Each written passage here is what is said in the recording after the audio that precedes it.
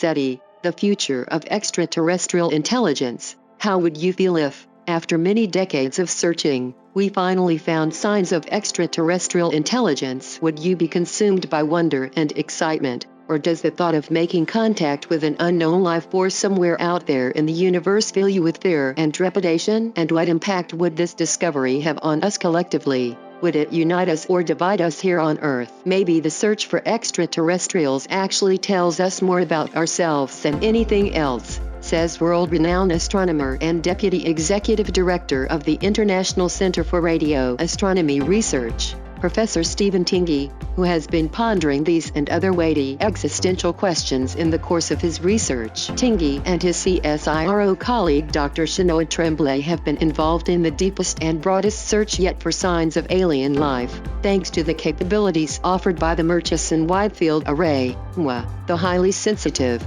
low-frequency radio telescope with a fantastically wide field of view that is supporting a trove of new scientific endeavors from its whisper-quiet location in inland Western Australia. So far, no signals have been detected to suggest we are not alone, but with the MWA now allowing much expanded searches to be conducted alongside other astrophysical investigations, the search for extraterrestrial intelligence, commonly referred to as SETI, is definitely ramping up. For example, it will no doubt add to fresh questions about our cosmic exclusivity generated by NASA's latest mission to Mars, where the Perseverance rover is collecting rock and soil samples that will be probed for signs of ancient microbial life. In 2018, the MWA was used to scan part of the Vela constellation, known to cover at least 10 million star systems. Within this field are 6 known exoplanets, planets that orbit around other stars, like the Earth orbits around the Sun, that could potentially offer the right conditions for hosting life. Through this and 2 previous surveys, Tingey and Tremblay examined 75 known exoplanets, searching for narrowband signals consistent with radio transmissions from intelligent civilizations, with a further 144 exoplanets examined in research to be published soon. Fortuitously, the MWA allows the search for extraterrestrial intelligence to piggyback onto science that is already taking place, offering, as Tingey describes it, 2 bits of science for one.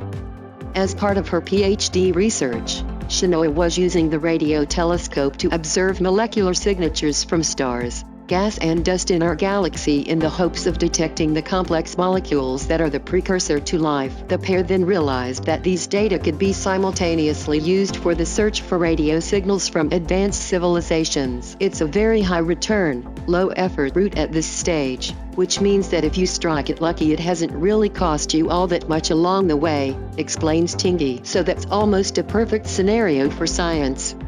So what exactly are they looking for in their MWA surveys? We're not 100% sure, admits Tremblay. It's like asking a toddler to go and find an object in the house and they very excitedly go and run around and look under the couch and then come back with big eyes and go, "What does it look like?" In general, we're looking for intense signals that show up in very narrow wavelength ranges, and it could be anywhere within the electromagnetic spectrum. We use models from our understanding of the cosmos and what the signals have looked like so far to narrow down the search. The benefit of looking at lower radio frequencies or very long wavelengths is that they pass through the Earth's atmosphere, so we can build ground-based telescopes. They are traveling through dust and gas that might be within the galaxy, so that means we can probe much further across larger distances than if we're looking at much higher energies or smaller wavelengths.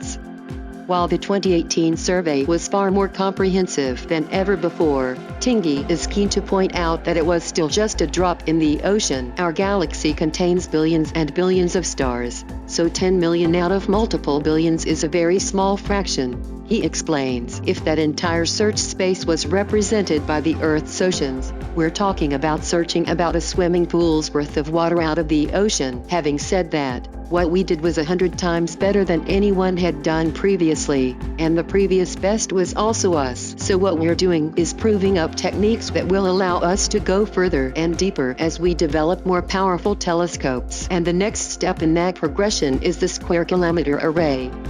The MOA is effectively the warm-up act for the square-kilometre array, which has started its construction phase in Western Australia and South Africa. Following more than a decade of design and engineering work by hundreds of experts from more than a dozen countries, this global mega-science project will deliver the two largest and most complex networks of radio telescopes ever built, designed to unlock some of the most fascinating secrets of our universe. And it no doubt has SETI enthusiasts very, very excited. Asked to sum up his own reaction should this new frontier of astronomy confirm signs of extraterrestrial intelligence sometime soon, Tingy is quick to respond, "I'll rush to the telescope to get more data.